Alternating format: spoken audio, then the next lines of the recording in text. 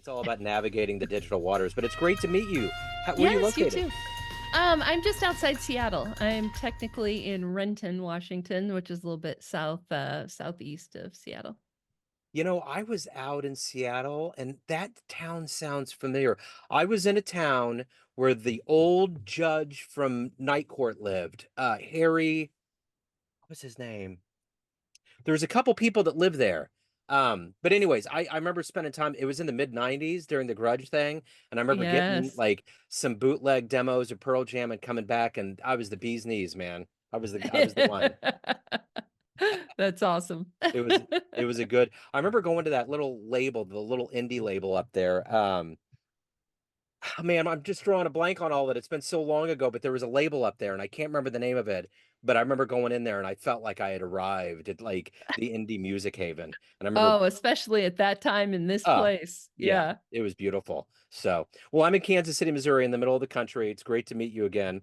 Yeah. And I'd like to begin our journey into your world and your work by asking you, 4 years ago, we were trying to really wrap our heads around this pandemic. How long is it going to last? What are the lasting ramifications? How did you end up surviving that time period, and how did it change the way that you do work now? Oh, that's such a good question. I always feel a little guilty when I say this, but the pandemic actually didn't change much for me. My business was already 100% online. It changed how I worked, not at all. The only thing it really did change as far as how I work is that my husband was working from home now too.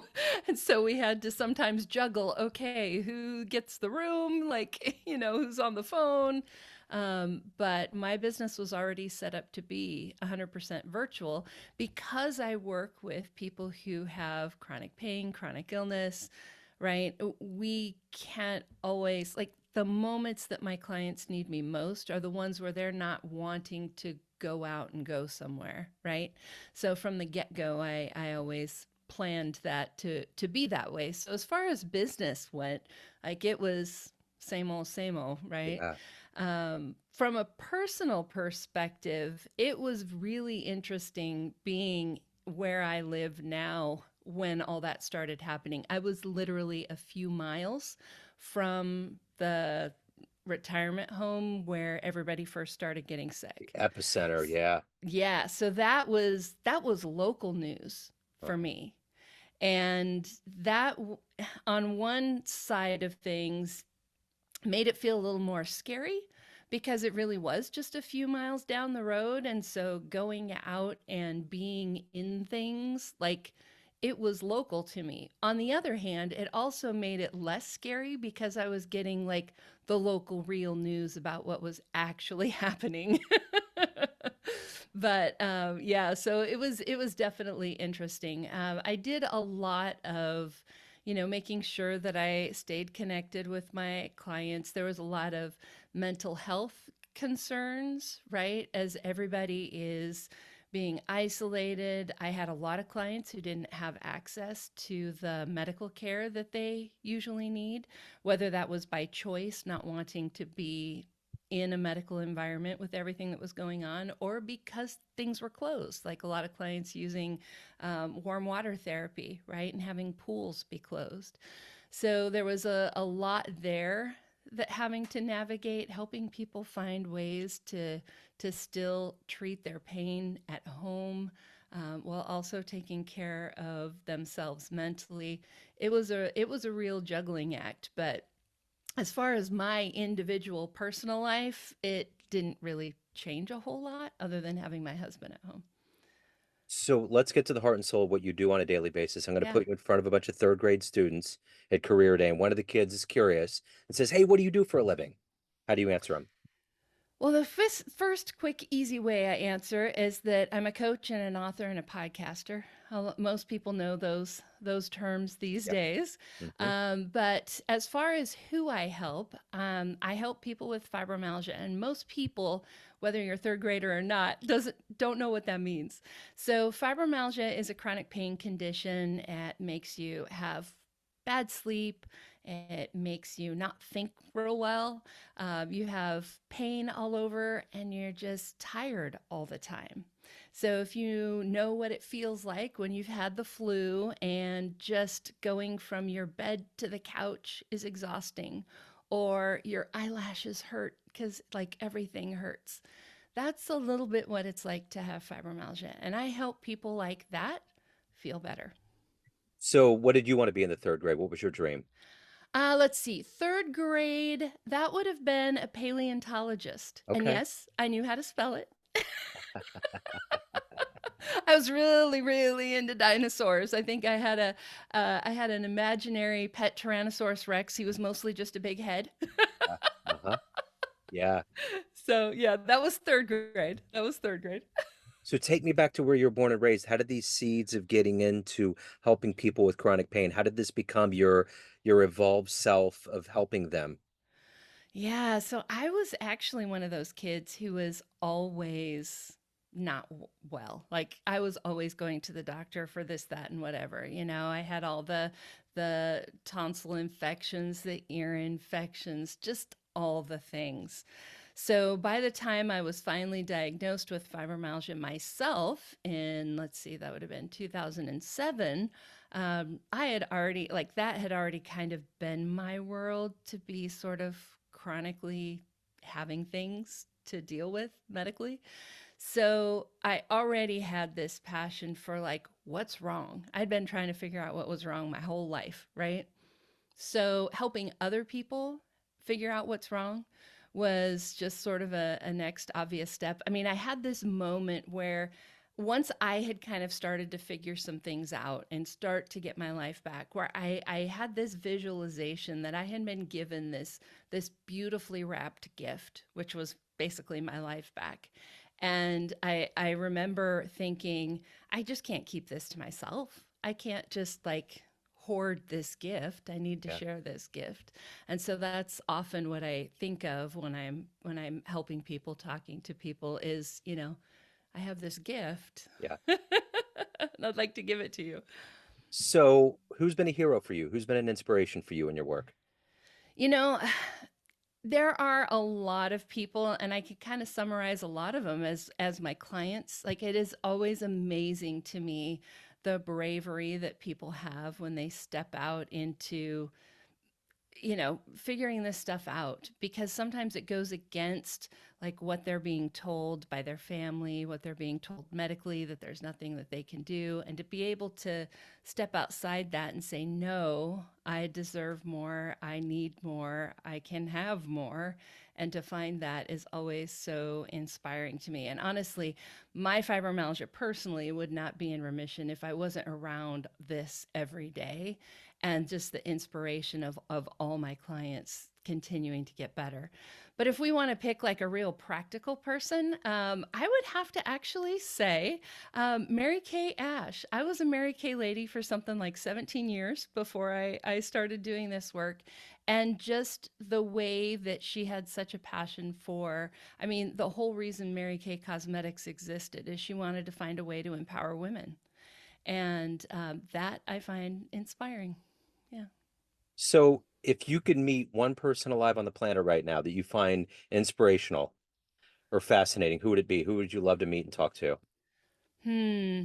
You know who I would love to meet and talk to is actually Lady Gaga, because she was diagnosed with fibromyalgia a few years ago, and I would just love to find out like how is she doing. There's so many things that I watch her do, and from a coaching perspective, I know that was a conscious decision because of her fibromyalgia. That I, at least I think it looks to me like that's what that is. But I would love to have a conversation and just see like how does she manage her fibromyalgia? Is she getting really the help that she needs? But also, was I right? Did you really make those decisions because you were Yeah. trying to manage things better? Because I think Yeah. so. I actually I have a jazz radio show and I interviewed a bass player that went on tour with her and he loved it, absolutely loved it. So, Yeah, yeah, she's a very talented human being. she So, is. what is that motivation for you every day to help people get through this chronic pain? And because you got to give a lot of yourself to help them get to that place, but you also have to hold some back to evolve as a human yourself. What is that combined energy for you and motivation every day to do this work? That is such a good question. And honestly, something I teach my clients too, because we're all in that place, right? Where we have to balance giving of ourselves and doing the work that we're here to do with also taking care of ourselves. Because let's face it, if you don't take care of you, you don't have you to give. Yeah. Right. So that's got to be the first place. And especially because I was diagnosed with fibromyalgia. It is remission now, but I would like it to stay that way. Taking care of myself is a real priority. So for me, it's about a lot of boundaries. When I'm working with my clients, when I'm giving of myself that way, I'm 100% there and I'm giving that 100%. But when I'm not, I'm not. So things like making sure that I have set work hours that and holding those boundaries. I have, this room, which is my office. It is in my home, but like this is work. And when I leave this room and go downstairs, like I'm no longer at work. So that physical separation kind of helps me that way too. Um, and then as far as like working with my clients, what motivates me there, it's honestly what I felt like when I was first diagnosed. I was basically told, like, get used to your new normal. This is what life's going to be like now. There's not much we can do to help you. Like, just very depressing message. And over the years, finding ways to help myself get better, to have my fibromyalgia in remission and know that it is possible. And I've repeatedly done this with other people. It is possible to feel better. The thing that motivates me is that person out there feeling like I used to feel and wanting to change that future for them, wanting to give them that hope, to encourage them that it is absolutely possible to feel better than you do right now today. So, of all of the clients that you've had, what's been one of your favorite client success stories? One of my favorites. So, oh gosh, do I have to pick one? Okay, so there's two short ones. One of them is actually a student who is graduating in the next week or two from my training program, and the reason that she springs to mind is because she has done so much really hard work in shifting how she sees herself, how she sees her illness, how she sees her body, instead of being something defective, right? Like I've been given this bum body, right? To like embracing that and acknowledging that, my body is me. She has needs. And if I work with her, we can get better. Now, she hasn't seen a huge amount of improvement, like on the numbers, right? There's certain things we use to measure fibromyalgia, and those numbers haven't changed a whole lot, but her how she thinks about things is night and day different. And I am just so excited to see what happens for her in the next few months because she has done actually the hardest work first. And so I think it's going to be amazing for her. The other person I think of, and this is really more the whole ecosystem than just one person, but I had a client who took my training program, became a coach herself, started working with a client who I want to say was somewhere like in Germany. That client started to see a physical therapist, started teaching her physical therapist some of the things that she learned from her coach, who learned from me. And then that physical therapist started teaching some of her other fibromyalgia clients some of those things. And so I just think about all the degrees of separation. Like now there is somebody being helped in another country that doesn't speak my language, that's 5 or 6 degrees of separation from me. And like that is why I do what I do. Yeah. It's just amazing. I love it. So, of all of these things that you've done in your life and evolved into, what are you the proudest of? I think I'm proudest of that story that I just told you. Yeah. That I've built something that ripples out that far. I mean, yes, I've written a couple of books. I have a podcast. I help produce a movie. Like, a lot of those things, but at the end of the day, for me, it's about helping that individual person that's out there feeling alone and frustrated and lost. And so if I can do something that creates those ripples that can spread wider, help more people, then that's what it's all about. So let's say you have a dream tonight. You run into the 18-year-old version of you, and you could give that young version of you a piece of advice based on the work that you've done, the life you've lived, the wisdom you've gained. What advice would you impart, and would that version of you listen? That's the caveat, right? Yes, yes, it absolutely is. I think it would depend on when you caught that 18-year-old me. She was a bit of a rebel. I think the biggest piece of advice is just, keep going, it gets better. I you couldn't pay me enough money to ever go back to those years. I mean, Yeah, that was just tough. But that was also when I was first starting to experience chronic daily migraines. And like that was when I was first starting to see some of my symptoms appear. And so to just like give that encouragement of keep going, it gets better, I think it would be more a lesson of encouragement than like a lesson of wisdom or right. knowledge. So. Yeah. So if you could get into a time machine, we get off this call, a time machine pulls up in front of your house.